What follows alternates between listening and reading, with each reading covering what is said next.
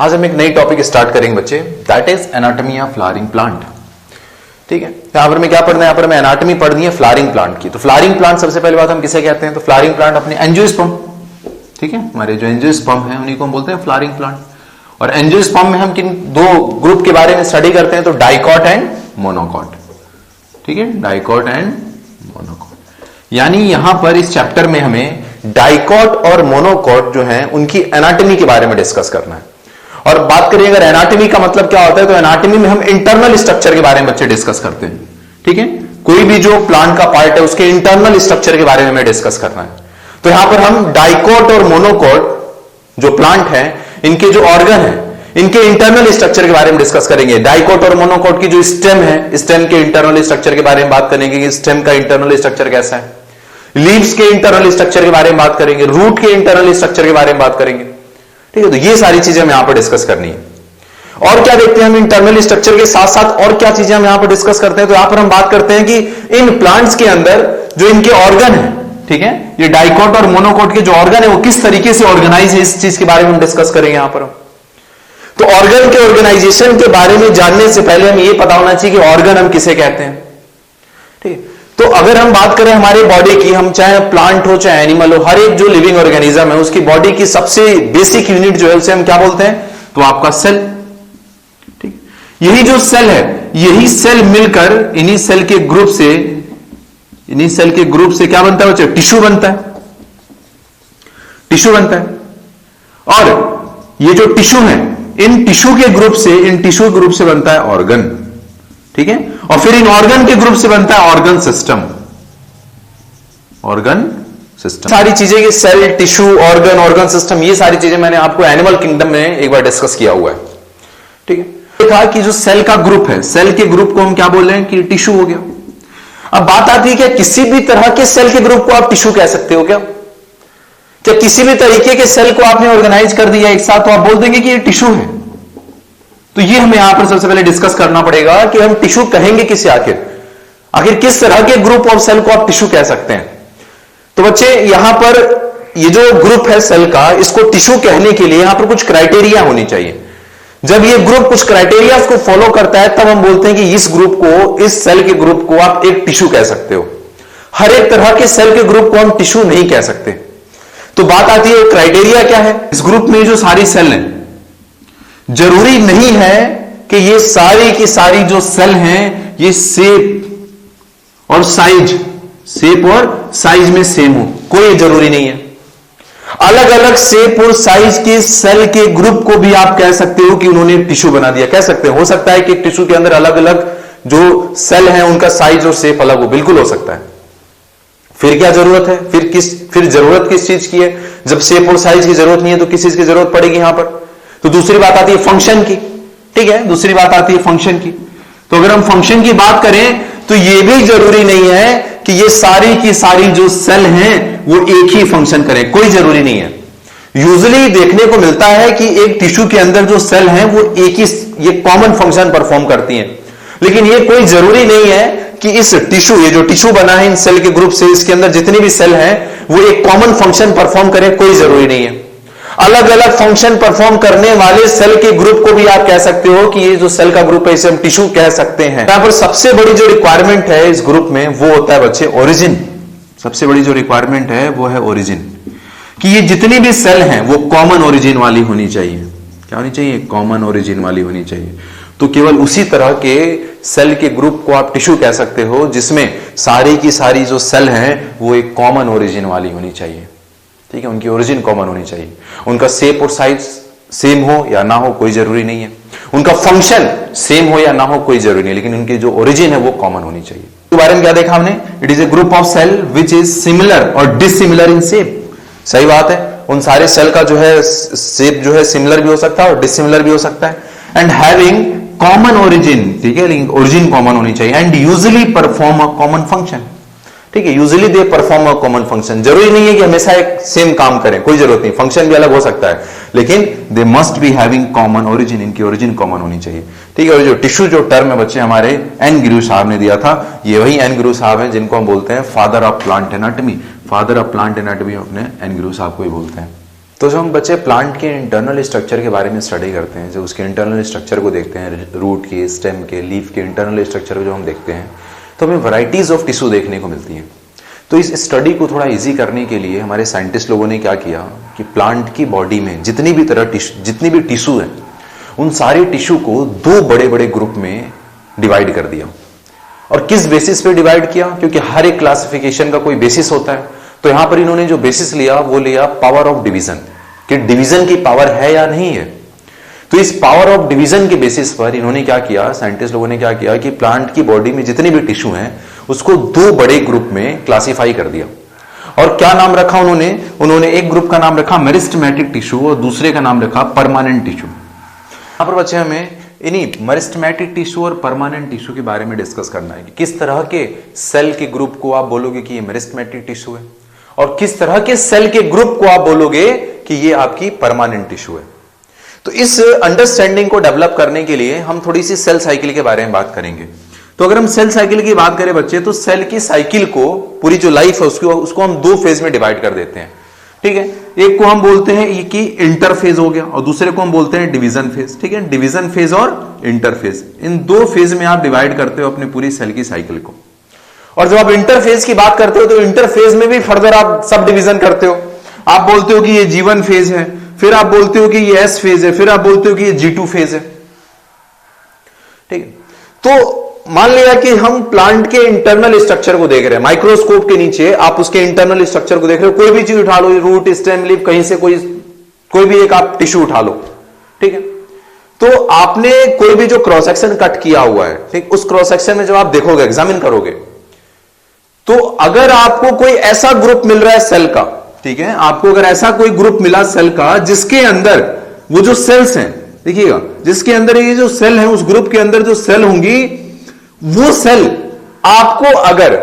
अगर आपको either G1 में मिले या फिर S में मिले या तो G2 फेज में मिले या तो डिवीजन फेज में, प्रोफेज, मेटाफेज, एनाफेज, टेलोफेज, इनमें से अगर किसी फेज में मिल रही है, ठीक है, तो इस तरह के सेल के ग्रुप को हम बोलेंगे कि ये हमारी मेरिस्टेमेटिक टिश्यू हो गई।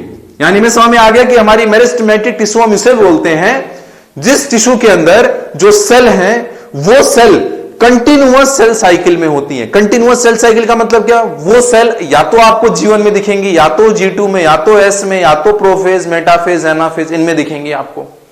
तो इस तरह के सेल के ग्रुप को आप बोल देते हैं कि ये हमारा मेरिस्टेमेटिक टिश्यू, क्या ये मेरिस्टेमेटिक टिश्यू है। और वहीं पर अगर आपको कोई ऐसा ग्रुप मिल रहा है सेल का, देखिए यहां पर फिर हमें दूसरा कोई ग्रुप मिला सेल का, और उस ग्रुप के अंदर जो सेल हैं, ये जो ग्रुप है इसके अंदर जो सेल होंगी, वो सेल आपको ना तो G1 में मिलेंगी, ना तो G2 मिलेगी, ना तो S मिलेंगी, ना प्रोफेज, ना मेटाफेज, ना टेलोफेज, कहीं नहीं। बल्कि वो सेल कहां मिलेंगी आपको, किस फेज में मिलेंगी? तो वो सेल आपको मिलेंगी G0 फेज में, जो कि सेल साइकिल को G1 फेज को एग्जिट कर चुकी हैं, बाहर आ चुकी हैं। और G0 फेज के बारे में मैंने आपसे डिस्कस किया बच्चे। तो ऐसे सेल का ग्रुप जिसमें जो सेल हैं वो आपको G0 फेज में मिल रही हैं, तो ऐसे सेल के ग्रुप को हम बोलते हैं कि आपकी मेरिस्टेमेटिक टिश्यू है। ठीक है, और जब आप मेरिस्टेमेटिक टिश्यू की बात कर रहे हो, तो ऐसे जो सेल का ग्रुप है जिसमें आपको सेल जो है वो G0 फेज में पड़ी हुई है, जिनकी सेल, ठीक है, उस ग्रुप की जो सेल हैं वो सेल आपकी G0 फेज में पड़ी हुई है, बल्कि कंटिन्यूअस डिवीजन फेज में नहीं है। तो ऐसे सेल के ग्रुप से जो टिश्यू बनेगी, उसी टिश्यू को हम बोलते हैं बच्चे परमानेंट टिश्यू। ठीक है, और आपको पता है कि जो सेल G0 फेज में चली जाती है, क्या वो परमानेंटली बंद हो गई क्या? बिल्कुल ऐसा नहीं है। मैंने आपको सेल डिवीजन पढ़ाया है, वहां पर सेल डिवीजन में हमने अपने हार्ट सेल की बात की थी, नर्व सेल की बात की थी, और बाकी भी अपनी एपिथेलियल जो सेल, इनके बारे में बात किया था। तो मैंने बोला था कि भाई हमारी जो हार्ट की सेल और जो नर्व की सेल हैं वो G0 फेज में तो पड़ी हैं, लेकिन वो दोबारा कभी डिवाइड नहीं करेंगे। लेकिन वही हमारे एपिथेलियल टिश्यू की बात करें तो ये भी G0 फेज में पड़ी हुई है, रोज डिवाइड नहीं करें, लेकिन जरूरत पड़ने पर तो डिवाइड करती हैं। यानी हमें समझ में आ गया कि जो परमानेंट टिश्यू है, परमानेंट टिश्यू के अंदर जो सेल होंगी, या तो इनकी डिवीजन की कैपेसिटी पूरी तरीके से खत्म हो चुकी है, परमानेंटली खत्म हो चुकी होती है, या तो टेम्पररी खत्म हुई रहती है और जरूरत पड़ने पर वो डिवाइड करती हैं। तो यहां पर हमें एक आइडिया लग गया कि हम मेरिस्टेमेटिक टिश्यू किसे कहेंगे और परमानेंट टिश्यू किसे कहेंगे। अब हम इंडिविजुअली डिस्कस करेंगे, पहले अपनी मेरिस्टेमेटिक टिश्यू के बारे में डिस्कस करेंगे, कितने तरह की होती है, कहां कहां होती है, और फिर हम डिस्कस करेंगे अपने परमानेंट टिश्यू के बारे में। पहले बच्चे हम बात करेंगे मेरिस्टेमेटिक टिश्यू के बारे में। तो मेरिस्टेमेटिक टिश्यू के बारे में मैंने आपको बताया कि ये किस तरह के सेल का ग्रुप है। तो यहां पर जितनी भी सेल जो है बच्चे, वो आपको कंटिन्यूअस सेल साइकिल में मिलेंगी। कंटिन्यूअस सेल साइकिल का मतलब क्या, या तो वो G1 में है, S में है, G2 में है, या फिर डिवीजन फेज में है, ठीक है। और जो भी सेल आपको कंटिन्यूअस सेल साइकिल में मिलेगी उसमें किसी भी तरह का डिफरेंशिएशन, मैचुरेशन तो हुआ ही नहीं होगा, क्योंकि सेल का मैचुरेशन, डिफरेंशिएशन कब होता है, जब सेल डिवाइड कर जाती है, डिवाइड करने के बाद जब वो अपने डिवीजन फेज से एग्जिट करके G0 फेज में आती है। सेल जब अपने G0 फेज में जाती है बच्चे, तो वहां पर वो रेस्ट करके उसके अंदर मॉडिफिकेशन होती हैं, उसकी सेल वॉल की थिकनिंग होती है, और जो भी चेंजेस उसके अंदर आने होते हैं वो चेंजेस होते हैं। और जब तक सेल आपके कंटिन्यूअस सेल साइकिल में, मतलब G1 में, S में, G2 में, डिवीजन फेज में, वहां पर तो वो कंटिन्यूअसली केवल डिवाइड कर रही है, ठीक है। मतलब वो बन रही है, डिवाइड हो रही है, बन रही है, डिवाइड हो रही है, बन रही है, डिवाइड हो रही है। उसको तो मैच्योर होने की टाइम ही नहीं है, वहां पर मैच्योरेशन का तो टाइम ही नहीं है उसके पास। बस उसको डिवाइड होना है, बनना है, फिर बनेगी, फिर डिवाइड होगी, नया बनेगा, फिर डिवाइड होगा वो, ठीक है। तो जो कंटिन्यूअस सेल साइकिल में कोई भी जो सेल होगी उसका क्या होगा, पूरी तरह से इमैच्योर सेल होंगी, ठीक है। और इमैच्योर है यानी वो किसी एक काम के लिए डिफरेंशिएटेड भी नहीं है। उनका काम डिवाइड कब होगा, कब वो डिफरेंशिएटेड होंगे, किसी काम करने के लिए कब वो डिफरेंशिएट होंगे, जब वो G0 फेज में जाएंगी, तो वहां पर उनका मॉडिफिकेशन होगा, जरूरत के हिसाब से, काम के हिसाब से मॉडिफाई होंगी वो, और उस मॉडिफिकेशन के बाद वहां पर अपना एक पर्टिकुलर फंक्शन परफॉर्म करेंगे। यानी हमारी जो मेरिस्टेमेटिक टिश्यू है, मेरिस्टेमेटिक टिश्यू की जो सेल्स हैं, ये सेल कंटिन्यूअस सेल साइकिल में, और ये इमैच्योर सेल होती हैं। कैसी है ये इमैच्योर? क्यों? क्योंकि मैचुरेशन कब होता है सेल का मैचुरेशन तब होता है जब वो G0 फेज में जाती है, और G0 फेज में जाकर वहां पर उसकी सेल वॉल की थिकनिंग होती है और सारी चीजें उसमें अंदर चेंज होती है, तब बोलते हैं इसका मैचुरेशन हो रहा है, ये एक पर्टिकुलर काम के लिए डिफरेंशिएट हो रही है। और हमारी मेरिस्टेमेटिक टिश्यू की जो मेरिस्टेमेटिक टिश्यू की जो सेल है वो तो कंटिन्यूअस सेल साइकिल में, तो इमैच्योर सेल होंगी, आपकी अनडिफरेंशिएटेड टिश्यू होती है ये। चलिए, और अगर हम इन सेल के बारे में बात करें, बताइए इन सेल की, अगर एक इंडिविजुअल सेल की बात करो आप, इसकी सेल वॉल कैसी होगी? तो सेल वॉल सिंपल सी होगी, थिन होगी। क्यों थिन होगी?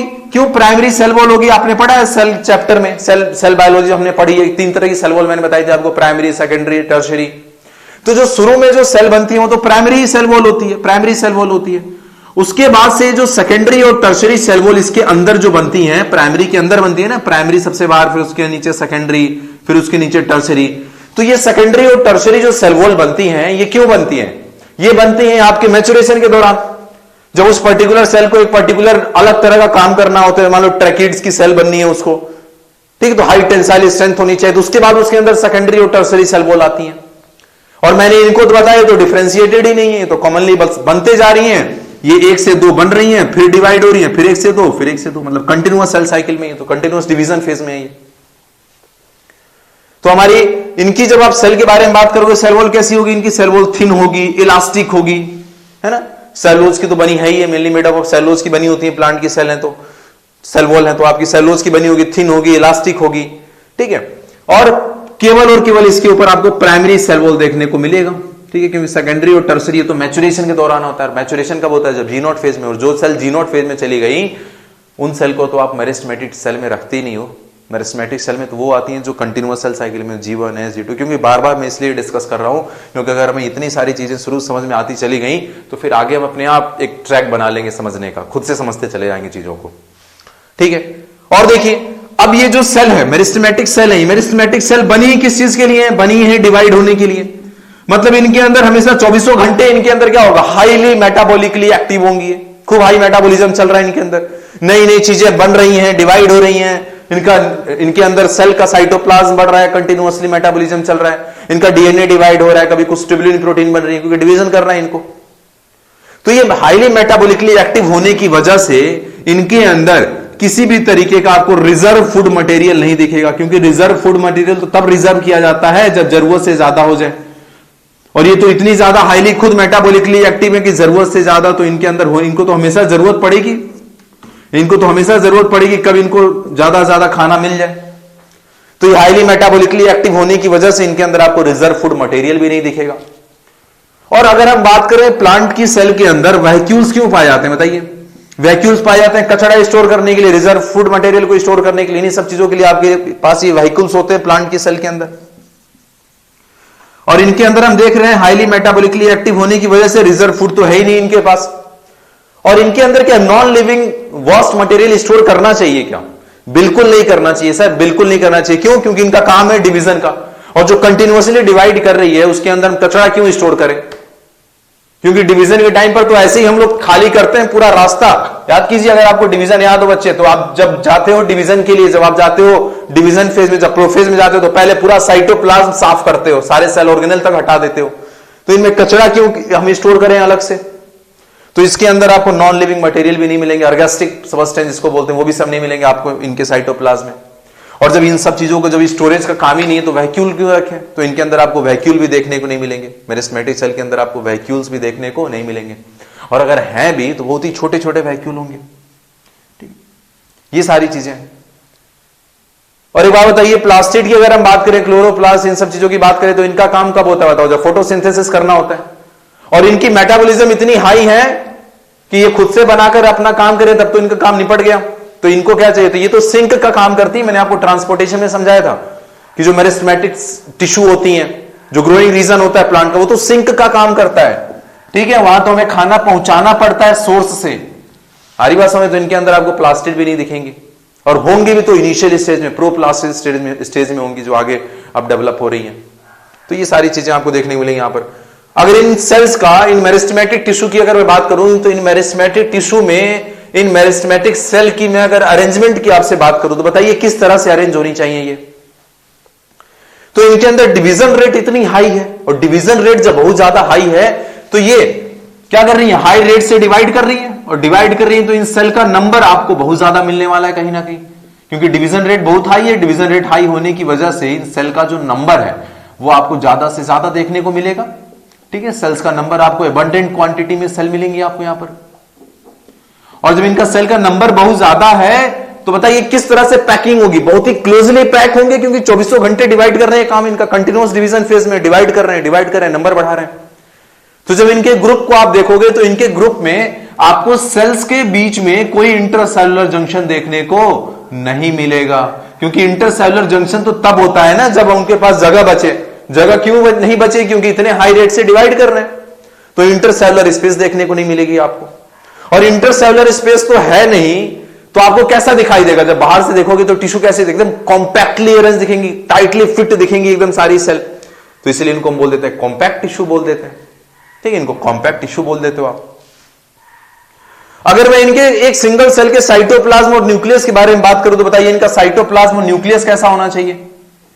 तो अभी मैंने बताया कि इनका काम है डिवीजन करने का, और जहां डिवीजन करने का काम है वहां पर, और डिवीजन को कंट्रोल कौन करता है बताओ? न्यूक्लियस। पूरे सेल की एक्टिविटी को कंट्रोल कौन करेगा? न्यूक्लियस। तो जो आप इसके न्यूक्लियस को देखोगे तो उसका न्यूक्लियस एकदम हाईली प्रोमिनेंट न्यूक्लियस मिलेगा आपको, लार्ज और प्रोमिनेंट न्यूक्लियस देखने को मिलेगा, डेंस साइटोप्लाज्म देखने को मिलेगा आपको, क्योंकि कंटिन्यूअसली बन रहा है ना, डिवाइड होना है, साइटोप्लाज्म बढ़ेगा तो ही तो डिवीजन होगी। तो डेंस साइटोप्लाज्म में प्रोमिनेंट न्यूक्लियस आपको देखने को मिलेगा। तो ये सारे हमारे कुछ फीचर हो गए बच्चे, जिसको हम बिना रटे याद कर सकते हैं। ठीक है, इन मेरिस्टेमेटिक टिश्यू के फीचर को आप देख लेते हैं। क्या क्या देखा हमने? देखिए, तो आपकी जो मेरिस्टेमेटिक टिश्यू होती हैं, their cell are in continuous state of division. ठीक है, and they are composed of immature cell. ठीक है, डिस्कस किया हमने। और इनको क्या बोलते हैं? दे आर अनडिफरेंशिएटेड टिश्यू बोलते हैं इनको। ठीक है, and the cell have primary cell wall, केवल आपको प्राइमरी सेल वॉल देखने को मिलेगी, और वो भी कैसी होगी? Thin and flexible, made up of cellulose. ठीक है, विद अबंडेंट प्लाज्मोडेस्मेटल कनेक्शन। ठीक है, यहां पर जो सेल्स होंगी उनके सेल्स के बीच में आपको अबंडेंट प्लाज्मोडेस्मेटल लेन देन के लिए अबंडेंट कनेक्शन देखने को मिलेंगे। ठीक है, ठीक है, ताकि इनकी रिक्वायरमेंट जो है फुलफिल होती रहे। ठीक, and they have prominent large nucleus and dense cytoplasm. ठीक है, डिस्कस किया हमने। वैक्यूल्स की अगर बात करेंगे तो vacuoles are absent in the meristematic cells. ठीक है, और इसके साथ साथ क्या होंगे? नॉन लिविंग जो सबस्टेंस है वो भी नहीं मिलेंगे आपको, इनको बोलते हैं ergastic substance. Non living substance को बोलते हैं अर्गास्टिक सबस्टेंस, ये भी एब्सेंट होंगे। And metabolically they are highly active. ठीक है, हाईली एक्टिव होते हैं मेटाबॉलिकली। ठीक, इसीलिए so have no reserve food. ठीक है, इसलिए reserve food absent in the cell.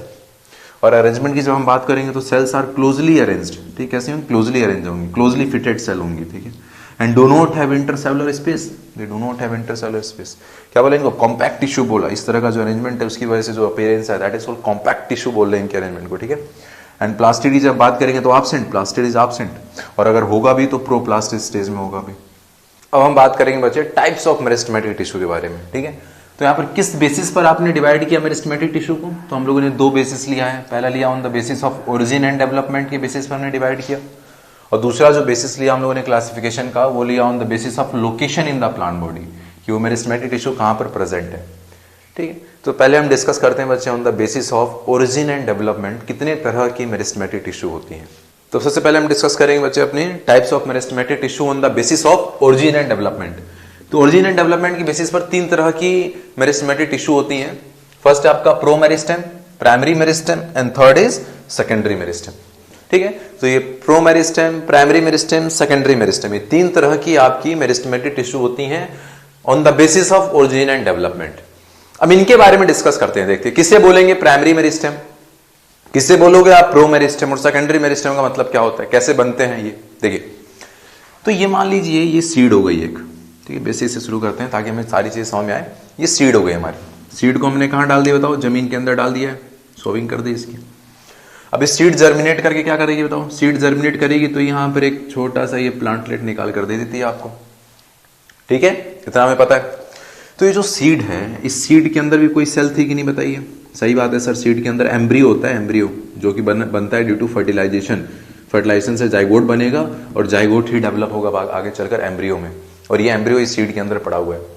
और इस एम्ब्रियो के अंदर यानी कोई यहाँ पर टिश्यू थी, इस एम्ब्रियो के अंदर सेल थी जो कि डिवाइड की, उन सेल के डिवीजन से ये छोटा सा जो प्लांटलेट है ये बाहर निकला है आपका, ठीक है। तो इसके अंदर, ये सीड के अंदर जो मेरिस्टेमेटिक टिश्यू थी जिन्होंने डिवाइड करके, जिनके डिवीजन की वजह से ये प्लांटलेट बाहर आया है, और आपने बोला कि सीड जो है वो जर्मिनेट कर गई। तो उस मेरिस्टेमेटिक टिश्यू को हम बोलते हैं primordial meristematic tissue, primordial meristematic tissue, या फिर उन मेरिस्टेमेटिक टिश्यू को आप बोलोगे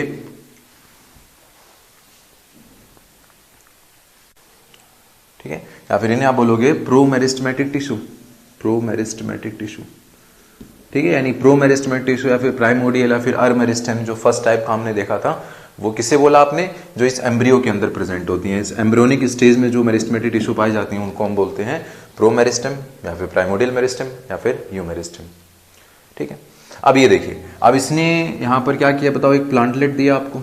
अब ये जो प्लांटलेट यहाँ पर बाहर निकल कर आया है, अब इससे क्या होगा? इससे पूरा का पूरा आपका प्लांट बन जाएगा। देखिए आगे चलकर यही तो आपका और ग्रो करेगा, तो ये कुछ इस तरीके का आपका वेल डेवलप्ड ये प्लांट आपको देखने को मिलेगा। तो इसने, इसके अंदर ये जो आपका प्लांटलेट है, इसके अंदर भी कुछ आपकी कहीं ना कहीं क्या है? डिवाइडिंग सेल है, मेरिस्टेमेटिक टिश्यू है, जिन्होंने डिवाइड करके ये पूरा का पूरा ये प्लांट बॉडी आपको दे दिया इस तरह से बना के। तो इसके अंदर, इन प्लांटलेट के अंदर जो मेरिस्टेमेटिक टिश्यू थी उनको हम बोलते हैं primary meristematic tissue, primary meristematic tissue, जिन्होंने डिवाइड करके क्या किया? ये पूरा का पूरा प्लांट आपको दे दिया बना के, ठीक है। अब इसके अंदर ये जो मेरिस्टेमेटिक टिश्यू थी जिसको आप बोल रहे हो प्राइमरी मेरिस्टेमेटिक टिश्यू, इसको थोड़ा सा समझने की कोशिश करेंगे हम। तो इसको समझने से पहले इसके अंदर की जो प्राइमरी मेरिस्टेमेटिक टिश्यू हैं, कितने तरह की मेरिस्टेमेटिक टिश्यू होती हैं, कितने तरह की प्राइमरी मेरिस्टेमेटिक टिश्यू होती हैं, उनको समझने से पहले मैं आपको ये जो आप इसने इस प्लांटलेट के अंदर, इस प्लांटलेट के अंदर आपके मेरिस्टेमेटिक टिश्यू थी जिन्होंने डिवाइड करके, जिनके डिवीजन से ये पूरा का पूरा प्लांट खड़ा हो गया, बन गया पूरा पूरा प्लांट, ये पूरे प्लांट में डेवलप हो गया डिवाइड होकर। तो मैंने यहाँ पर दिखा दिया उसको।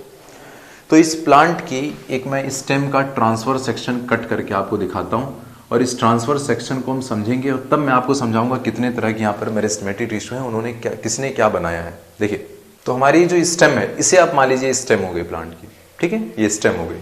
और इस स्टेम का मैंने एक यहाँ पर ट्रांसफर सेक्शन कट किया, देखो ऐसे कट किया, एक ट्रांसफर सेक्शन कट किया है, और उस ट्रांसफर सेक्शन को मैंने यहाँ पर ड्रॉ किया, देखिए, ठीक है, ये ट्रांसफर सेक्शन मैंने इसका ड्रॉ कर दिया। अब ये कैसे ड्रॉ किया है उसको देखिए आप। तो जब ये ट्रांसफर सेक्शन में कट करूंगा तो इस तरीके से एक मैंने कट कर लिया, और कट करने के बाद इसको सामने से मैं आपको दिखा रहा हूँ, ये देखिए, ठीक है। तो ये सबसे बाहर ये जो स्टेम है, इसको यही आपकी स्टेम है, ठीक है। स्टेम का इंटरनल स्ट्रक्चर, स्टेम की एनाटॉमी मैं आगे आपसे डिस्कस करूंगा, मोनोकोट डाइकोट दोनों सेपरेटली इंडिविजुअली हम डिस्कस करेंगे, ठीक है। लेकिन ये यहां पर कुछ जो टर्म्स यूज होने वाले हैं उनको समझने के लिए एक बार हमें जाना पड़ेगा, एक बार हमें देखना पड़ेगा किस क्या क्या हमें मिलेगा एक स्टेम के अंदर, ठीक है। आगे हम डिस्कस करेंगे सारी चीजें डिटेल में। देखिए तो इस स्टेम के अंदर जो सबसे बाहर वाली जो लेयर है इस स्टेम की, सबसे जो बाहर वाली लेयर है बच्चे, इसको हम बोलते हैं एपिडर्मिस। क्या बोलते हैं? एपिडर्मिस, ठीक है। इस एपिडर्मिस के नीचे फिर आपको एक सेल का लेयर मिलेगी, यहां पर एक सेल की लेयर मिलेगी। उस सेल की लेयर को आप बोलोगे हाइपोडर्मिस। क्या बोलोगे आप इसको? हाइपोडर्मिस। फिर आप जब इस हाइपोडर्मिस के नीचे आओगे तो फिर आपको यहां पर सेल का लेयर मिलेगा, यहां पर मल्टी लेयर्ड सेल मिलेगी आपको, ठीक। और उनको आप बोलते हो कॉर्टेक्स। क्या बोलते हो? यहां पर इसके नीचे हाइपोडर्मिस के नीचे जो सेल की लेयर मिलेगी आपको, उसको बोलोगे आप कॉर्टेक्स, ठीक है। अब यहां पर फिर सब सेल की ही लेयर है, अलग अलग तरह की सेल की लेयर है। अब किस तरह की सेल की लेयर है आपने तो ये पढ़ा नहीं है कि पैरेन्काइमा क्या होता है, कॉलोनिकाइमा क्या होता है, स्क्लेरेन्काइमा क्या होता है, आपको नहीं पता, तो हम आगे देखेंगे। तो बस आप ये समझिए कि सेल की लेयर है और उन सेल की लेयर को अलग अलग हम नाम देते जा रहे हैं, ठीक है। अब और नीचे आइए तो कॉर्टेक्स के नीचे आएंगे तो फिर आपको यहां पर एक कॉम्पैक्टली पैक्ड सेल की लेयर मिलेगी, कॉम्पैक्टली पैक्ड। अब सही बात है, क्यों कॉम्पैक्टली पैक किया, क्यों लूज पैक किया इसके बाहर, वो सारी चीजें मैं आपको एक एक करके, यही सब चीजें आपको डिस्कस करनी है एनाटॉमी में, जो आप स्टेम की एनाटॉमी पढ़ोगे। बस हमें अभी हम ओवरऑल व्यू देख रहे हैं, ठीक है। तो इस कॉर्टेक्स के नीचे जब आओगे तो फिर आपको एक सेल की लेयर मिली, इसको आप बोलते हो एंडोडर्मिस। क्या बोलते हो? एंडोडर्मिस। इसके नीचे फिर आओगे तो फिर आपको एक सेल की लेयर मिलेगी पूरी राउंड ऐसे, उसको आप बोलोगे पेरीसाइकल, ठीक है। और इस पेरीसाइकल के नीचे जब आओगे तो यहां पर आपको पड़े रहेंगे यहां पर वेस्कुलर बंडल। क्या पड़े रहेंगे यहां पर? Vascular bundle. वेस्कुलर बंडल क्या होते हैं? तो सिंपली हमारे अभी हम पढ़ेंगे जाइलम और फ्लोएम के बारे में। जैसे हमारे बॉडी में नसें हैं ना, आर्टरीज हैं, वेन हैं, उनका काम क्या होता है? ब्लड को दौड़ाना। उसी तरह प्लांट की बॉडी में एक जगह से दूसरी जगह तक खाना दौड़ाना है, पानी दौड़ाना, इन्होंने भी वेसल्स अपने अंदर बना ली, वेसल्स। जैसे हमारे ब्लड वेसल्स हैं, इनके में भी खाना पानी दौड़ाने के लिए वेसल्स हैं। तो खाने को, फूड को दौड़ाने के लिए जो वेसल बनाई उसको हम बोलते हैं फ्लोएम, और पानी को दौड़ाने के लिए जो वेसल बनाई उसको हम बोलते हैं जाइलम। और प्लांट की बॉडी में जाइलम और फ्लोएम जहां पर एक ही जगह रखे रहते हैं, ठीक है। जाइलम और फ्लोएम को कंबाइनली हम बोलते हैं वेस्कुलर बंडल। जहां पर जाइलम और फ्लोएम एक साथ रखे हैं उसको हम बोलते हैं, उसी जगह को बोलोगे वेस्कुलर बंडल। तो जाइलम और फ्लोएम को कंबाइनली क्या बोल रहे हैं? Vascular bundle. तो ये वही है वेस्कुलर बंडल। देखो यहां पर वेस्कुलर बंडल, यहां पर जाइलम और फ्लोएम दोनों आपको देखने को मिलेंगे। और जब स्टेम की बात करेंगे तो वेस्कुलर बंडल जो है, ठीक है, वेस्कुलर बंडल आपको ऐसे सर्कल की फॉर्म में दिखेंगे, ऐसे जाइलम और फ्लोएम जो है ऐसे कंसेंट्रिक फॉर्म में ऐसे अरेंज रहते हैं एक ही साथ। जाइलम फ्लोएम एक साथ है, वेस्कुलर बंडल, जाइलम फ्लोएम जहां पर एक साथ मिलेंगे वेस्कुलर बंडल। अभी डिस्कस करेंगे टाइप्स ऑफ वेस्कुलर बंडल होता क्या है, सब देखेंगे आके। बस इतना समझो आप, जाइलम और फ्लोएम, या मतलब कि इतना जब अंदर जाओगे तब इनकी वेसल्स आपको देखने को मिलेंगी। इनकी वेसल जो है इतनी अंदर यहां पर अरेंज है, ठीक है। अब देखिए ये वेसल्स यहां पर अरेंज है, इसके अंदर फिर जाओगे तो फिर आपको सेल की लेयर मिलेगी यहां पर, फिर यहां पर सेल सेल सेल सेल भरी हुई है। और इसके अंदर ये जो सेल सेल भरी हुई है इनको हम बोलते हैं पित्त। ये सबसे सेंटर वाला जो रीजन है ना बच्चे, इसको हम बोलते हैं पित्त, ठीक है। ये वेस्कुलर बंडल वाली लेयर है, इसके ऊपर वाली लेयर को क्या बोला आपने? बताओ, पेरीसाइकल बोला। और कहीं ना कहीं आप देख रहे हो वेस्कुलर बंडल, यहां पर एक बंडल है, दूसरा बंडल यहां पर है, जाइलम फ्लोएम यहां पर है, फिर यहां पर है, फिर यहां पर है। तो इन बंडल्स के बीच में जगह भी दिख रही है आपको। देखो ये देखो बंडल्स के बीच में जगह जो दिख रही है ये, और इन बंडल्स के बीच में जो जगह है, जो खाली जगह है, इसमें भी सेल्स भरी होंगी। इन बंडल्स, इन वेस्कुलर बंडल के बीच में जो खाली जगह है इसमें भी क्या भरा रहेगा? इसमें भी सेल्स भरी रहेंगी। और इन खाली जगहों में जो सेल्स भरी रहती हैं इसको हम बोलते हैं, इस खाली जगह में जो सेल्स भरी हैं उनके ग्रुप को बोलोगे आप मेडुलरी रे। क्या बोलेंगे इसको? मेडुलरी रे। तो इन वेस्कुलर बंडल के बीच का जगह इसको क्या बोल रहे हो आप? मेडुलरी रे, ठीक है। यहां पर जो ग्रुप ऑफ सेल है इसको आपने बोला पेरीसाइकल, यहां पर जो सेल होंगे उनके ग्रुप को बोलोगे कि मेडुलरी रे, इसको बोलोगे मेडुलरी रे वाला पार्ट हो गया। और इस सेंटर में जो ग्रुप ऑफ सेल है, इस सेंटर वाले पार्ट को बोलते हैं ये पित्त है। क्या होते हैं? पित्त। यहाँ की सारी सेल मिलकर बना रही है, पित्त बना रही है। यहाँ इन वेस्कुलर बंडल के बीच में जितनी सारी सेल है वो सब मिलकर क्या बना रही है? मेडुलरी रे बना रही है। और ये वेस्कुलर बंडल तो लाइन से ऐसे कंसेंट्रिक फॉर्म में, ऐसे सर्कुलर फॉर्म में ऐसे अरेंज है, देख रहे हो आप। तो ये आपने देख लिया कि जब आप कोई भी स्टेम जब देखोगे तो बाहर से अंदर जब स्टेम के जाने लगोगे तो क्या क्या मिलेगा। सबसे बाहर बताइए क्या? एपिडर्मिस, फिर हाइपोडर्मिस, फिर कॉर्टेक्स की लेयर, फिर एंडोडर्मिस, फिर नीचे आओगे पेरीसाइकल। सब सेल की लेयर है, नाम अलग अलग दे रहे हैं। क्यों नाम अलग अलग दे रहे हैं? क्योंकि अलग अलग सेल होंगी, अलग अलग अरेंजमेंट होगा, इसलिए अलग अलग नाम दिया आपने, अलग अलग काम होगा उनका, ठीक है। फिर उसके नीचे आओगे तो वेस्कुलर बंडल की लेयर मिलेगी आपको। वेस्कुलर बंडल वो भी लेयर की फॉर्म में, पूरी रिंग की फॉर्म में अरेंज है, ठीक है। फिर उसके अंदर आपको तो पिथ मिलेगा, और वैस्कुलर बंडल के बीच बीच में जो सेल हैं उनको क्या बोलो आप, मेडुलरी रे। ठीक है, वो सेल का जो ग्रुप है उसको क्या बोलो, मेडुलरी रे। ठीक है, चलिए इसी को मैंने यहाँ पे ड्रॉ किया, देख लीजिए इसको एक बार। तो सबसे बाहर क्या हो गया बताओ, एपिडर्मिस, फिर हाइपोडर्मिस, फिर कॉर्टेक्स, फिर एंडोडर्मिस, फिर पेरीसाइकल। पेरीसाइकिल के नीचे आएंगे तो क्या मिलेगा बताओ, ये आपको वैस्कुलर बंडल मिल रहे हैं। ठीक है, वैस्कुलर बंडल ऐसे लाइन से पूरे रिंग में अरेंज होंगे ना ये पूरे। हाँ, एक ऐसे मैंने एक पोर्शन कट किया है यहाँ पर। ठीक है, देखो इसको मैं फिर दिखा देता हूं आपको, कंफ्यूजन की जरूरत नहीं है। देखिए यहां पर ये जो मैंने ड्रॉ किया है ना, ये जो डायग्राम आप देख रहे हो, इसका एक छोटा सा ऐसे, ये देखो यहां से ऐसा ऐसा कुछ इसका पोर्शन कट किया हुआ है ऐसा। अब इसी तरह से कई सारे पोर्शन अरेंज होंगे तो पूरा सर्कुलर फॉर्म आ जाएगा। ठीक है, तो एक छोटा सा ऐसा मैंने यहाँ से पोर्शन कट करके यहाँ पर ड्रॉ कर दिया, ये पोर्शन मैंने यहाँ पर कट किया हुआ है। ठीक है, फिर देख लीजिए बाहर epidermis, hypodermis, cortex, endodermis, pericycle, vascular bundle. Vascular bundle के बीच में जो आपका सेल का जो ग्रुप है क्या बोला आपने उसको, मेडुलरी रे बोला। ठीक है, और सेंटर में क्या मिलेगा, पिथ। ठीक है, आप समझ पा रहे हैं यहाँ पर कंसेंट्रिक फॉर्म है ऐसे पूरा।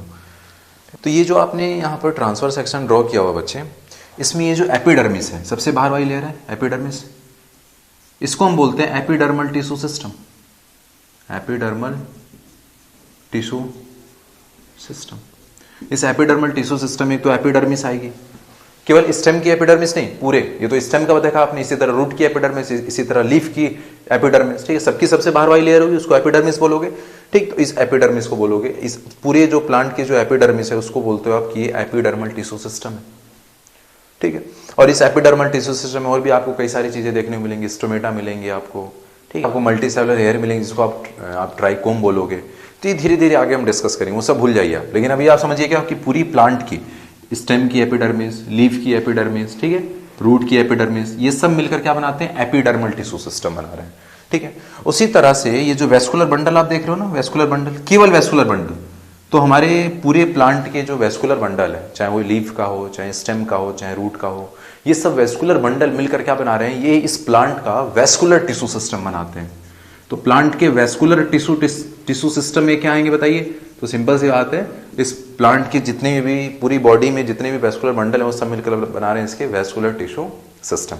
ठीक है, उसी तरह अगर हम बात करें, इसके अलावा क्या बचा बताइए, एपिडर्मिस और वैस्कुलर बंडल को छोड़ दो तो क्या क्या बचा, hypodermis, cortex, endodermis, pericycle, medullary रे, पिथ। तो ये सब मिलके पूरी प्लांट की बॉडी की जो हाइपोडर्मिस है, कॉर्टेक्स है, एंडोडर्मिस है, पेरीसाइकल है, मेडुलरी रे है, पिथ है, ये सब मिलकर क्या बनाते हैं, ground tissue system. Ground tissue system. तो हमने क्या किया बताइए, हमने पूरी प्लांट की बॉडी के अंदर जो भी चीज आपको देखने को मिली, इसके अलावा कुछ मिलेगा नहीं, epidermis, hypodermis, cortex, endodermis, pericycle, ठीक है, मेडुलरी रे, वैस्कुलर बंडल, पिथ, यही सब आपको देखने को मिलेगा प्लांट के इंटरनल स्ट्रक्चर में। और इनको भी आपने 3 ग्रुप में डिवाइड कर दिया। पूरी प्लांट की जो एपिडर्मिस है उसको डाल दिया आपने एपिडर्मल टिश्यू सिस्टम के अंदर। पूरे प्लांट के जो वैस्कुलर बंडल है इनको आपने डाल दिया वैस्कुलर टिश्यू सिस्टम के अंदर। पूरी प्लांट के जो आपके एपिडर्मिस और वैस्कुलर बंडल को छोड़कर इसके अलावा जो भी बचा उसको उठाकर आपने डाल दिया ग्राउंड टिश्यू सिस्टम में। यानी हमें समझ में आ गई, जो प्लांट की बॉडी हमें दिख रही है, इस प्लांट की बॉडी में यही 3 तरह के टिश्यू सिस्टम हमें देखने को मिलेंगे। अब हम यहाँ पर बात करेंगे बच्चे, इसको बनाया किसने, इन 3 तरह के टिश्यू सिस्टम का फॉर्मेशन किसने किया। तो ये पूरा का पूरा प्लांट कहां से बना है, इसी प्लांटलेट से बना है, मैंने डिस्कस कर लिया आपसे। और ये प्लांटलेट कहां से बना है, ये प्लांटलेट कहां से बना है, ये बना है इस सीड से। इस सीड की जर्मिनेशन से ये प्लांटलेट निकल कर आया है। ठीक है, और इस प्लांटलेट के अंदर ही क्या थी, यानी वो मेरिस्टेमेटिक टिश्यू प्रेजेंट थी, जिस मेरिस्टेमेटिक टिश्यू ने डिवाइड करके क्या किया है, पूरा का पूरा आपका ये जो प्लांट है, ठीक है, इसको बना दिया इन्होंने, इस पूरे के पूरे प्लांट को बना दिया। इसी के अंदर वो टिश्यू प्रेजेंट थी। ठीक है, तो इसके अंदर वो जो टिश्यू प्रेजेंट है, इसके अंदर इस प्लांटलेट के अंदर जो टिश्यू प्रेजेंट है, जिसके डिवीजन की वजह से ये पूरा का पूरा प्लांट का बॉडी बना है, उसी टिश्यू को हम बोलते हैं प्राइमरी मेरिस्टेमेटिक टिश्यू। उसको आप बोलोगे प्राइमरी मेरिस्टेमेटिक टिश्यू। और ये प्राइमरी मेरिस्टेमेटिक टिश्यू जो इस प्लांटलेट के अंदर प्रेजेंट है, जिसने डिवाइड करके पूरा का पूरा प्लांट बनाया, वो कहां से बना है, तो वो बना है आपकी सीड के अंदर की जो एम्ब्रियोनिक टिश्यू थी उसी के डिवीजन से। तो ये प्राइमरी मेरिस्टेमेटिक टिश्यू बनी है। यानी प्राइमरी मेरिस्टेमेटिक टिश्यू तो पूरी प्लांट की बॉडी को बनाएगा, लेकिन प्राइमरी मेरिस्टेमेटिक टिश्यू को इसने बनाया, तो प्राइमरी मेरिस्टेमेटिक टिश्यू को बनाया आपकी इस प्राइमोडियल टिश्यू ने। प्राइमोडियल जो मेरिस्टेमेटिक टिश्यू है, ये डिवाइड करके पहले क्या बनाती है, पहले ये प्राइमरी मेरिस्टेमेटिक टिश्यू बनाती है, और फिर प्राइमरी मेरिस्टेमेटिक टिश्यू डिवाइड करके पूरा का पूरा ये प्लांट बॉडी बनाता है। हमारे एक साइंटिस्ट थे हेम्बरलैंड साहब, ठीक है। हेम्बरलैंड साहब ने क्या किया, इन्होंने बोला चलिए मैं आपको बताता हूं कैसे पूरा का पूरा बनाएं। 3 तरह के टिश्यू सिस्टम के बारे में आपने बात कर ली, अब ये 3 तरह के टिश्यू सिस्टम कैसे बनते हैं। तो इन्होंने ये प्राइमरी मेरिस्टेमेटिक टिश्यू को बोला कि 3 पार्ट्स में डिवाइड कर दिया। इन्होंने क्या बोला, इन्होंने बोला प्रोटोडर्म, प्रोकैम्बियम और ग्राउंड मेरिस्टेम। ठीक है, protoderm, procambium and ground meristem. इन्होंने बोला ये जो प्रोटोडर्म वाली जो प्राइमरी मेरिस्टेमेटिक टिश्यू है, ये प्रोटोडर्म वाली मेरिस्टेमेटिक टिश्यू क्या करेंगी, डिवाइड करके इनका काम होगा इस प्लांट की बॉडी की पूरी एपिडर्मल टिश्यू सिस्टम को बनाना। यानी प्लांट का एपिडर्मल टिश्यू सिस्टम कौन बना कर देगा आपको, ये प्रोटोडर्म वाली जो आपकी प्राइमरी मेरिस्टेमेटिक टिश्यू है वो बना कर देगी आपको। वहीं जब आप बात करोगे वेस्कुलर टिश्यू की बात करोगे तो इस प्लांट की वेस्कुलर टिश्यू कौन बना कर देगा, पूरी प्लांट की वेस्कुलर टिश्यू आपकी ये प्रोकैम्बियम डिवाइड करके पूरी की पूरी आपकी वेस्कुलर टिश्यू बना कर देगी प्लांट की। और ये जो इनके अंदर ये जो ग्राउंड मेरिस्टेम है, ग्राउंड मेरिस्टेम आपको क्या देगा, ये डिवाइड करके पूरा का पूरा ग्राउंड टिश्यू सिस्टम बना कर देगा आपको। और इन्होंने ये भी ये किस हिसाब से डिवाइड किया, प्रोटोडर्म, प्रोकैम्बियम, ग्राउंड मेरिस्टेम। तो ये जो प्लांटलेट आपको दिख रहा है बच्चे ना, ये तीनों तरह की मेरिस्टेमेटिक टिश्यू कहां प्रेजेंट होंगी, ये जो आप देख रहे हो प्रोटोडर्म, प्रोकैम्बियम और ग्राउंड मेरिस्टेम, ये इस प्लांटलेट के अंदर प्रेजेंट है। और क्योंकि इसी प्लांटलेट से तो ये पूरा का बना, और जब ये पूरा का पूरा प्लांट बन गया यानी इसके अंदर तीनों तरह के टिश्यू सिस्टम बन चुके हैं, ये पूरा का पूरा स्ट्रक्चर बन चुका है इसके अंदर, तभी तो ये प्लांट खड़ा हुआ है। हरी बात समझ में। तो ये इस प्लांटलेट के अंदर यानी ये 3 तरह की मेरिस्टेमेटिक टिश्यू प्रेजेंट है, उन्हीं तीनों तरह की मेरिस्टेमेटिक टिश्यू ने डिवाइड करके इन्हीं तीनों तरह की प्राइमरी मेरिस्टेमेटिक, और ये क्या है, ये प्राइमरी मेरिस्टेमेटिक टिश्यू है आपकी, इन्होंने डिवाइड करके पूरी की पूरी प्लांट बॉडी बनाई है। ठीक है। और अगर हम बात करें ये कैसे इन्होंने डिवाइड किया, ये प्रोटोडर्म, प्रोकैम्बियम और ग्राउंड मेरिस्टेम, तो ये इन्होंने इस प्लांटलेट के अंदर पोजीशन के हिसाब से, इस प्लांटलेट के अंदर पोजीशन के हिसाब से, वो मैं भी आगे समझाऊंगा आपको पोजीशन के, अभी तो हम केवल ऑरिजिन और डेवलपमेंट के हिसाब से बात कर रहे हैं, और पोजीशन के हिसाब से कितने तरह की मेरिस्टेमेटिक टिश्यू होती हैं वो मैं आगे डिस्कस करूंगा अभी, कि apical, intercalary meristem, lateral meristem. तो ये जो इन्होंने प्रोटोडर्म, प्रोकैम्बियम और ग्राउंड मेरिस्टेम जो डिवाइड किया, ये पोजीशन के हिसाब से डिवाइड किया। इस प्लांटलेट के अंदर पोजीशन की, सबसे बाहर प्रेजेंट होती है आपकी प्रोटोडर्म, प्रोकैम्बियम, फिर ग्राउंड मेरिस्टेम, तो पोजीशन के हिसाब से डिवाइड किया है। लेकिन मुझे क्यों मिलाना पड़ा दोनों को, ताकि आप ये समझ पाओ कि 3 तरह का जो इस प्लांट के अंदर आपको जो चीजें मिल रही हैं, ठीक है, इस प्लांट की बॉडी के अंदर जो भी टिश्यू मिलेगा उसको हम 3 तरह के टिश्यू सिस्टम में डिवाइड करते हैं, और उन 3 तरह के टिश्यू सिस्टम को कौन बनाता है, तो वो आपकी यही प्राइमरी मेरिस्टेमेटिक टिश्यू ही डिवाइड करके बना रही है तीनों तरह के टिश्यू सिस्टम को। ठीक है। यानी अब देखिए, यानी इस प्राइमरी मेरिस्टेमेटिक टिश्यू ने ही क्या किया है, डिवाइड करके क्या बनाया, इस एपिडर्मिस को बनाया, हाइपोडर्मिस को बनाया और कॉर्टेक्स को बनाया, एंडोडर्मिस को बनाया, पेरिसाइकिल्स, यानी जितनी भी तरह के टिश्यू यहां पर देख रहे हो, किसने बनाया, वो इसी आपकी प्राइमरी मेरिस्टेमेटिक टिश्यू ने डिवाइड करके बनाया है।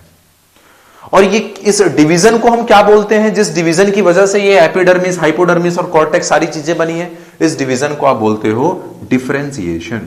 क्या बोलोगे, डिफरेंशिएशन। यानी प्राइमरी मेरिस्टेमेटिक टिश्यू के अंदर क्या हुआ है, डिफरेंशिएशन हुआ है, जिसकी वजह से ये पूरा का पूरा प्लांट आपको खड़ा दिख रहा है। और ये प्राइमरी मेरिस्टेमेटिक कहां है, ये इस प्लांटलेट के अंदर प्रेजेंट है, और इसके अंदर जब क्या हुआ है, डिफरेंशिएशन, तो ये पूरा का पूरा प्लांट बना है। देखिए ये पूरे टिश्यू बने, और इसके अंदर जब डिफरेंशिएशन हुआ और ये जब ये टिश्यू बनी आपकी, एपिडर्मिस बनी, हाइपोडर्मिस बनी, ये एपिडर्मिस की जो सेल होंगी, जब इस एपिडर्मिस की सेल को देखोगे तो ये एपिडर्मिस की सेल आपको जीनोट फेज में मिलेंगी बच्चे। क्या मिलेंगे, जीनोट फेज में, यानी ये परमानेंट टिश्यू है। ये एपिडर्मिस आपकी परमानेंट टिश्यू है, हाइपोडर्मिस आपकी परमानेंट टिश्यू है, कॉर्टेक्स की जो सेल है ये परमानेंट टिश्यू, एंडोडर्मिस भी एक परमानेंट टिश्यू है। क्यों, क्योंकि इसकी जो सेल है ये आपको जीनोट फेज में मिलेंगी बच्चे, जीनोट फेज में। आ रही बात समझ में। तो अब इनको आप क्या बोलोगे, ये जो एपिडर्मिस है, हाइपोडर्मिस है, कॉर्टेक्स है, एंडोडर्मिस है, ये किसने बनाया, पहले देखिए किसने बनाया, तो प्राइमरी मेरिस्टेमेटिक टिश्यू ने बनाया। कैसे बनाया, इसके अंदर डिफरेंशिएशन हुआ तो ये एपिडर्मिस, हाइपोडर्मिस सारी चीजें बनी है। और ये किस तरह के टिश्यू है, ये किस तरह के टिश्यू है, मैंने बोला कि जीनोट फेज में है, यानी ये परमानेंट टिश्यू है, तो इनको हम बोलते हैं प्राइमरी परमानेंट टिश्यू।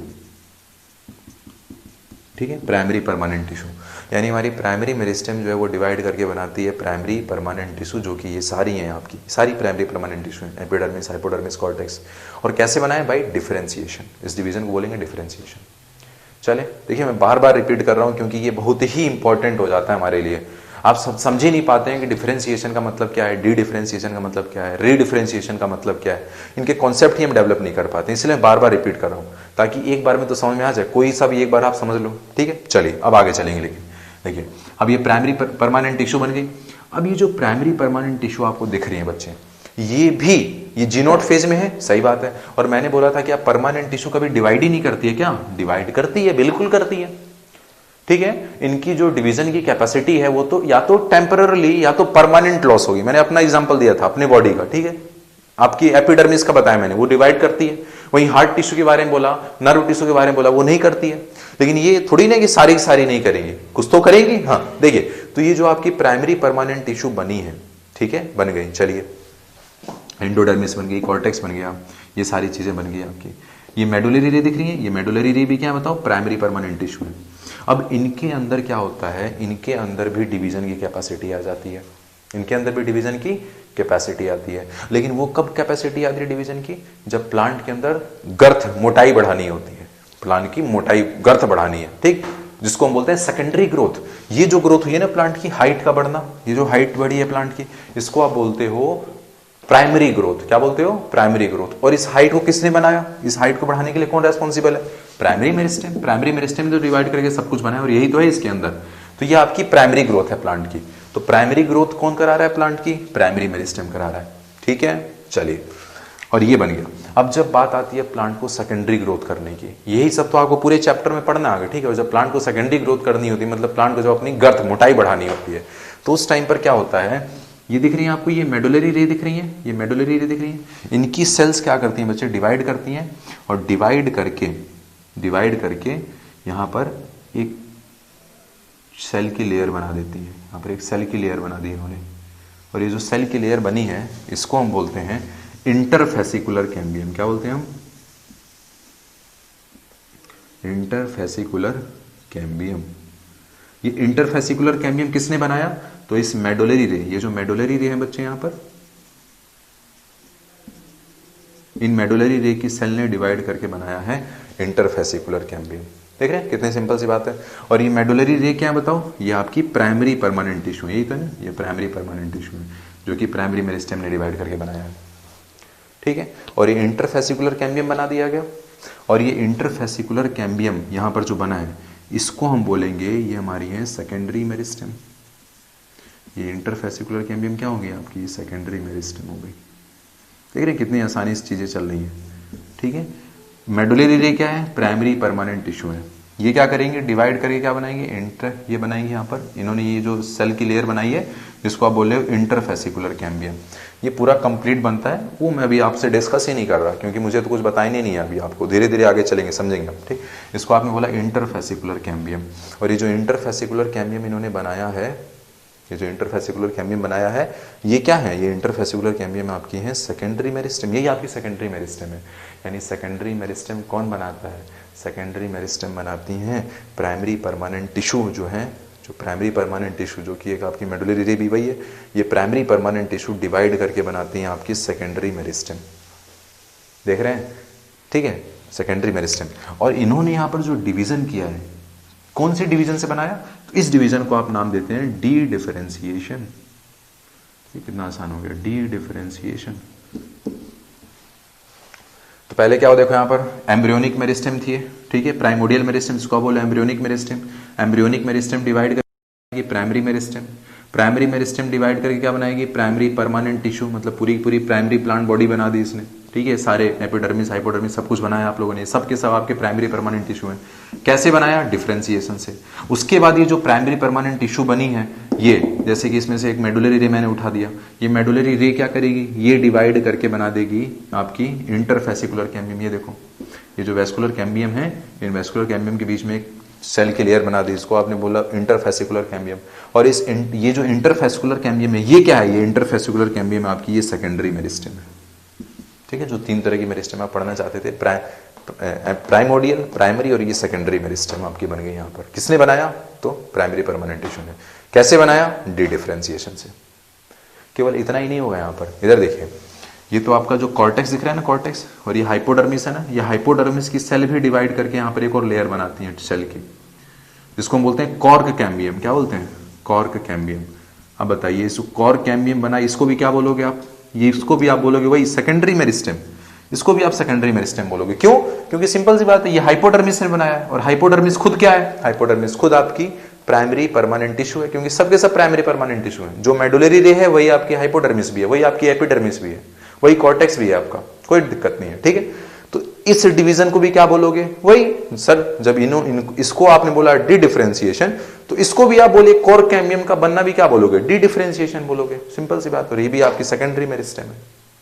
अब ये जो सेकेंडरी मेरिस्टेम बने हैं, ये इंटरफेसिकुलर कैम्बियम बना, यहाँ पर कॉर्क कैम्बियम बना, ये सब क्या करते हैं बच्चे? ये प्लांट के अंदर सेकेंडरी ग्रोथ कराते हैं। फिर वही बात, कैसे कराते हैं? थोड़ा सा वेट करेंगे, आगे देखेंगे बहुत इजी तरीके से। ये क्या करेंगे? सेकेंडरी ग्रोथ कराएंगे, और सेकेंडरी ग्रोथ करा के क्या बनाते हैं? ये प्लांट के अंदर यहाँ पर सेकेंडरी फ्लोएम, सेकेंडरी जाइलम कैसे बनेंगे, सारी चीज़ें आगे डिस्कस करनी है। बस इतना समझो आप, यहाँ पर ये सेकेंडरी जाइलम, सेकेंडरी फ्लोएम, और इन सेकेंडरी जाइलम और सेकेंडरी फ्लोएम की बनने की वजह से, ठीक है, क्या होगा? प्लांट की गर्थ बढ़ती चली जाएगी। अभी तक प्लांट केवल हाइट बढ़ रही थी, अब प्लांट की मोटाई बढ़ेगी, गर्थ बढ़ेगी। ठीक है, और ये जो सेकेंडरी जाइलम और सेकेंडरी फ्लोएम बने हैं, ये कौन बनाएगा? ये आपके ये सेकेंडरी मेरिस्टेम जो बनी है, जो इंटरफेसिकुलर कैम्बियम बना है, ठीक है, इंटरफेसिकुलर कैम्बियम बना है, ये आपकी सेकेंडरी मेरिस्टेम है। ठीक है, ये इस इंट्राफेसिकुलर कैम्बियम, ये जो आपके वेस्कुलर कैम्बियम बच्चे ना, ये सब नेमिंग में आगे आपको समझाने वाला हूँ, इसीलिए यहाँ डिस्कस नहीं करे ज्यादा हम। ये जो दिख रहा है आपको, ये वेस्कुलर कैम्बियम दिख रहा है, ठीक है, जाइलम और फ्लोएम एक साथ मिलकर क्या बनाते हैं? Vascular cambium. और इस वेस्कुलर कैम्बियम, जाइलम, ये फ्लोएम है, ये जाइलम है, फ्लोएम और जाइलम के बीच में भी यहाँ पर आपको यहाँ पर एक सेल की लेयर मिलती है बच्चे। ठीक है, ये फ्लोएम और जाइलम के बीच में भी क्या होता है? दोनों के बीच में, दोनों जंक्शन पर यहाँ पर एक सेल की लेयर होती है, और इस सेल की लेयर को बोलते हैं हम इंट्राफेसिकुलर कैम्बियम। इंट्राफेसिकुलर कैम्बियम, देख रहे हैं? और ये इंट्राफेसिकुलर कैम्बियम और ये इंटरफेसिकुलर कैम्बियम, देख रहे हैं? ये दो कैम्बियम, दो वेस्कुलर कैम्बियम के बीच में है, तो इसलिए नाम पड़ा इसका इंटरफेसिकुलर कैम्बियम। एक ही वेस्कुलर कैम्बियम के अंदर है, इसलिए बोला इंट्रा। इंट्रा मतलब विद इन, इसी के अंदर है।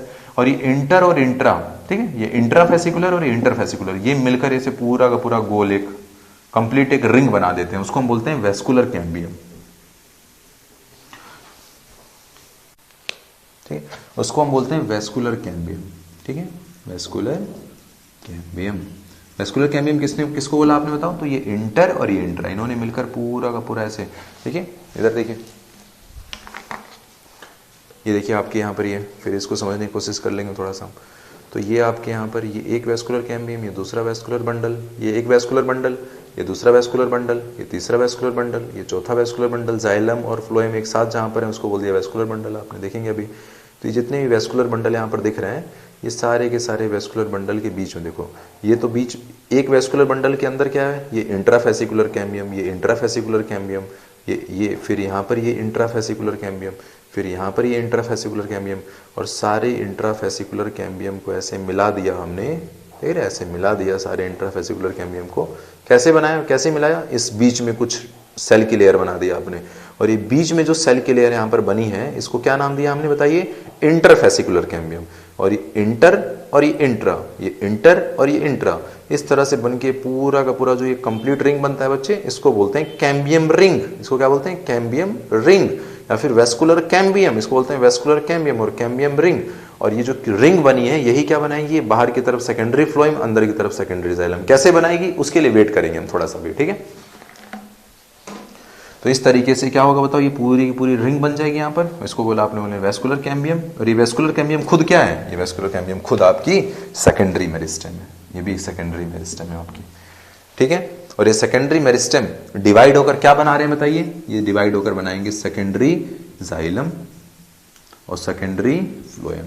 और ये सेकेंडरी जाइलम और सेकेंडरी फ्लोएम का बनना ही क्या है प्लांट के अंदर? सेकेंडरी ग्रोथ, इसी को बोलते हैं सेकेंडरी ग्रोथ। तो अब इन्होंने बनाया, मतलब इन्होंने डिवाइड करके बनाया, इनके अंदर डिवीजन होगा, इस वेस्कुलर कैम्बियम के अंदर डिवीजन होगा। और जब इनके अंदर डिवीजन होगा तो उस डिवीजन को भी नाम देते हैं, इस डिवीजन को हम बोलते हैं रीडिफरेंशिएशन। देखिए रीडिफरेंशिएशन, यानी ये वैस्कुलर कैम्बियम क्या करेगा, ये रीडिफरेंशिएशन के थ्रू बनाएगा सेकेंडरी जाइलम और सेकेंडरी फ्लोएम। और ये फिर ये अब आगे डिवाइड नहीं करेंगे, इनके अंदर परमानेंट डिवीजन की कैपेसिटी खत्म हो गई और ये कहानी यहाँ पर हो गई हमारी।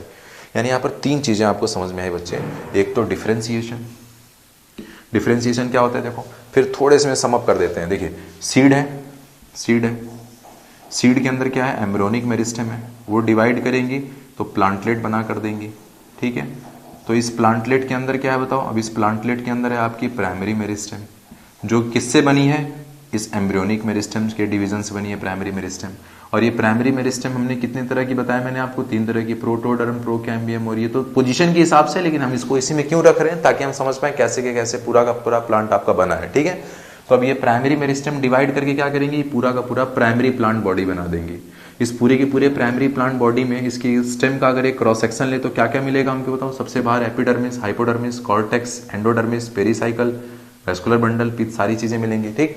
और इन सब चीजों को किसने बनाया है, इन सब चीजों को बनाया है प्राइमरी मेरिस्टेम ने। किस प्राइमरी मेरिस्टेम ने क्या बनाया है, तो उसको हेम्बरलैंड साहब ने बताया। हेम्बरलैंड साहब ने बोला कि इस प्लांटलेट के अंदर जो प्रोटोडर्म है वो क्या करेगा, इस प्लांट की एपिडर्मल टिश्यू सिस्टम को बना कर देगा। इस प्लांटलेट के अंदर जो प्रोकैम्बियम वाली टिश्यू है वो क्या करेंगे, वो डिवाइड करके इसका वैस्कुलर टिश्यू सिस्टम बना कर देंगे इस प्लांट का। इसके अंदर इस प्राइमरी, ये प्लांटलेट के अंदर जो ग्राउंड मेरिस्टेम है, इस प्लांटलेट के अंदर जो ग्राउंड मेरिस्टेम है वो क्या देगा, ये ग्राउंड मेरिस्टेम डिवाइड करके बनाएगा इसकी ग्राउंड टिश्यू सिस्टम को। मतलब कि वो हमने देख लिया, एपिडर्मिस और वैस्कुलर बंडल को छोड़ सब आपका ग्राउंड टिश्यू सिस्टम है, ठीक है। और ये कैसे बनाएंगे, ये प्राइमरी मेरिस्टेम ने जो कुछ भी बनाया है यहाँ पर, सारी चीज जो बनाई कैसे बनाई है, तो डिफरेंशिएशन से। कैसे बनाया है, डिफरेंशिएशन से। यानी एपिडर्मिस कैसे बनी, डिफरेंशिएशन से। हाइपोडर्मिस कैसे बना, डिफरेंशिएशन से। कॉर्टेक्स कैसे बना, डिफरेंशिएशन से। एंडोडर्मिस कैसे बना, डिफरेंशिएशन से। पेरीसाइकिल कैसे बना, डिफरेंशिएशन से। मेडुलरी रे कैसे बना है, डिफरेंशिएशन से। अब ये जो मेडुलरी रे है ये क्या करेगी, ये डिवाइड करके बना देगी इंटरफेसिकुलर कैम्बियम, ठीक है। ये बनाएगी आपका इंटरफेसिकुलर कैम्बियम। इंटरफेसिकुलर कैम्बियम कब बनाएगी, ये जब प्लांट को सेकेंडरी ग्रोथ करनी होगी। तो इस मेडुलरी रे ने कैसे बनाया इंटरफेसिकुलर कैम्बियम, तो इस डिवीजन को बोलोगे, इस तरह के डिवीजन को बोलोगे आप डी डिफरेंशिएशन। यानी मेडुलरी रे ने डी डिफरेंशिएशन करके इंटरफेसिकुलर कैम्बियम बना दिया, ठीक है। हाइपोडर्मिस ने डी डिफरेंशिएशन करके कॉर कैम्बियम बना दिया, ये होता है इसका मतलब। और ये जो बनी है ये इंटरफेसिकुलर कैम्बियम है, ये इंटरफेसिकुलर कैम्बियम इंट्रा के साथ मिलकर पूरी पूरी रिंग बना देगी। मैंने दिखाया आपको, उस रिंग को बोलोगे आप कैम्बियम रिंग, ठीक है, कैम्बियम रिंग। और ये कैम्बियम रिंग क्या करेगी, पूरे जितने भी आपके वैस्कुलर बंडल्स हैं यहाँ पर, जो वैस्कुलर बंडल दिख रहे हो ना, वैस्कुलर बंडल क्या होता है, जहां पर जाइलम और फ्लोएम एक साथ रखे हैं उन्हीं को बोलते हैं वैस्कुलर बंडल, ठीक है। कंबाइनली जाइलम और फ्लोएम को कंबाइनली बोलते हैं वैस्कुलर बंडल, ठीक है। तो ये वैस्कुलर बंडल जो है इसको आपस में कनेक्ट कर दिया आपने, बताइए वैस्कुलर कैम्बियम से। और ये वैस्कुलर कैम्बियम क्या है, या फिर इंटरफेस्कुलर कैम्बियम क्या है, या फिर कॉर कैम्बियम क्या है, जो भी चीजें इनके डिवीजन से बनेगी, इन प्राइमरी परमानेंट मेरिस्टेम के डिवीजन से बनेगी, उनको आप बोलोगे सेकेंडरी मेरिस्टेम। क्या बोलोगे, सेकेंडरी मेरिस्टेम। और ये सेकेंडरी मेरिस्टेम जो बनी है, वैस्कुलर कैम्बियम हो गई चाहे कॉर कैम्बियम हो गई, ये डिवाइड करके क्या बनाएंगे, अगर वैस्कुलर कैम्बियम की बात करें तो ये डिवाइड करके बनाएगा सेकेंडरी जाइलम और सेकेंडरी फ्लोएम।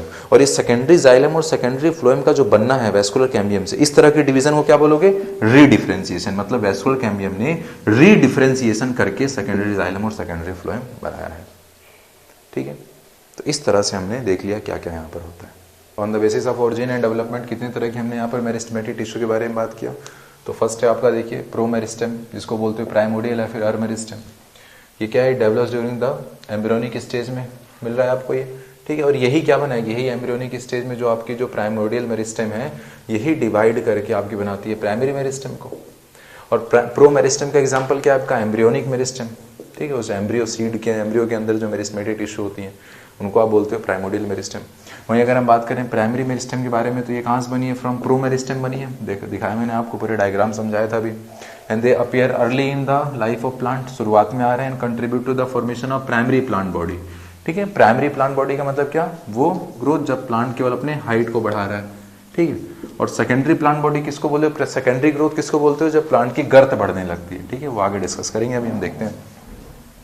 और प्राइमरी मेरिस्टेम डिवाइड करके क्या बनाती है, primary meristem they divide two form primary permanent tissue. देखा था आपने, एपिडर्मिस, हाइपोडर्मिस, कॉर्टेक्स, वो सारी आपकी जो प्राइमरी परमानेंट टिश्यू होती हैं। और कैसे बनी है भाई, डिफरेंशिएशन, बाय डिफरेंशिएशन। सब क्वेश्चन है आपके, ठीक है। इसको मैंने थोड़ा सा और अच्छे समझने के लिए देखो बताया यहाँ पर कि हैम्बरलैंड साहब ने अर्मेरिस्टेम एक प्राइमरी मेरिस्टेम है आपकी, इसको इन्होंने डिवाइड किया है 3 तरह से, प्रोटोडर्म, प्रोकैम्बियम और ग्राउंड मेरिस्टेम। ये एक्चुअली बच्चे जो डिवीजन है ना, ये आपके पोजीशन के हिसाब से डिवीजन है, लेकिन मैं यहीं पर क्यों बता रहा हूँ आपको, ताकि आप वो समझ पाएं जो पूरा सीक्वेंस हमने समझा है वहाँ पर, कि पूरी प्लांट बॉडी में इस डिफरेंशिएशन, रीडिफरेंशिएशन और डी डिफरेंशिएशन को समझाने के लिए मैंने ये यहाँ पर लिख दिया है। ठीक है, तो इन्होंने क्या बोला कि प्रोटोडर्म, प्रोकैम्बियम और ग्राउंड मेरिस्टेम 3 तरह से डिवाइड कर दिया इन्होंने अर्म मेरिस्टेम को। और प्रोटोडर्म क्या होती है, ये आउटर मोस्ट लेयर होती है, और क्या बनाती है, ये डिवाइड करके बनाती है ग्राउंड टिश्यू सिस्टम। और ग्राउंड टिश्यू सिस्टम में क्या क्या आता है वो तो अभी आगे दोबारा आप पढ़ोगे 3 तरह के टिश्यू सिस्टम के बारे में चैप्टर में अंदर। प्रोकैम्बियम डिवाइड करके क्या बनाता है, ये आपका वैस्कुलर टिश्यू बनाता है, और ग्राउंड मेरिस्टेम डिवाइड करके बनाएंगे आपकी ग्राउंड टिश्यू सिस्टम। ठीक है, वहीं अगर हम बात करें सेकेंडरी मेरिस्टेम के बारे में, तो ये कहाँ से डेवलप हुई है, तो ये develop from primary permanent tissue. देखा था आपने, जो आपकी मेडुलरी रे थी वहां से डिवाइड हो रहे हैं, हाइपोडर्मिस से आपका कोर कैम्बियम बन रहा है, ये सारी चीजें। ठीक है, तो they develop from primary permanent tissue से बनती हैं। कैसे, बाय डी डिफरेंशिएशन। इस डिफरेंशिएशन को आपने बोला dedifferentiation, and they are responsible for the secondary growth. क्या करते हैं ये, सेकेंडरी मेरिस्टेम आपकी सेकेंडरी ग्रोथ कराती है, सेकेंडरी जाइलम, सेकेंडरी फ्लोएम बनाएगी। और कैसे करेगी सेकेंडरी ग्रोथ, कैसे बनाएगा वो secondary xylem, secondary phloem, by redifferentiation. ठीक है, और इसका एग्जाम्पल देखिए लिखा है इंटरफेसिकुलर कैम्बियम, कोर कैम्बियम। ठीक है, तो ये सीक्वेंस है जो आपने डिस्कस किया है कि प्रो मेरिस्टेम डिवाइड करके बनाती है प्राइमरी मेरिस्टेम, और प्राइमरी मेरिस्टेम डिवाइड करके बनाती है प्राइमरी परमानेंट टिश्यू, और इस डिवीजन को बोलते हो आप डिफरेंशिएशन। और प्राइमरी परमानेंट टिश्यू में डी डिफरेंशिएशन होता है तो सेकेंडरी मेरिस्टेम बनती है, और सेकेंडरी मेरिस्टेम री डिफरेंशिएशन करके सेकेंडरी परमानेंट टिश्यू बनाती है। सेकेंडरी परमानेंट टिश्यू कौन है, आपकी सेकेंडरी जाइलम हो गई, ठीक है, सेकेंडरी फ्लोएम हो गए, ये सारी चीज़ें बने यहाँ पर।